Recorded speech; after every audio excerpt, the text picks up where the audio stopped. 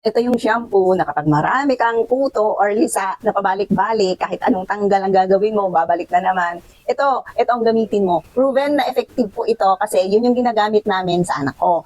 Ayan. Kahit din po ako ay nagsashampoo ng ganito kasi paminsan-minsan, kahit isang kuto lang kung hindi sana yung ulo mo na magkaroon ng gumagapang na kuto dyan, is talagang as in parang feeling mo merong 100 na kuto na dyan sa ulo mo.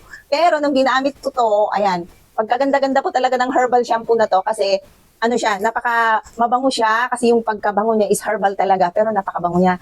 And then maganda po ito kasi malambot siya sa hair. Hindi siya yung kagaya ng ibang shampoo, herbal shampoo na kapag ginamit mo is kailangan mo talagang mag-conditioner para lang magiging soft at ano yung buhok mo, shiny ganon. Pero ito po, ano na siya, shampoo and conditioner na rin po ito kasi kapag ginamit mo siya, yan, napakalambot sa hair, tapos maitim din yung hair dito, and then talagang para ka na rin nakapag-conditioner kapag ito yung ginamit mo kasi malambot po siya sa buhok. Ayan.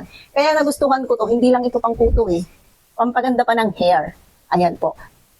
Kaya kung kayo is, yung mga anak nyo is marami silang mga kuto, hindi matanggal-tanggal na mga kuto, pabalik-balik, gamitan nyo po ng ganito. So pag bumili po kayo ng ganito, meron na po siyang kasamang suyod, may palibreng suyod na siya, at meron din siyang hairnet. Ito, pagkatapos mo kasing ilagay sa buhok mo, kailangan mo munang iwet yung hair mo at pagkatapos lagyan mo siya ng shampoo and then ibabad mo siya ng mga 5 to 10 minutes bago mo siya i-range. Ayan. Pero ako minsan, nung una, pangalawa, pangatlo na paggamit ng ganito sa anak ko, pinababad ko muna sa kanya. And then the rest, yung parang usual na shampoo na lang, ganda na yung paggamit namin. At napaka-effective, napakaganda sa hair, napakabango.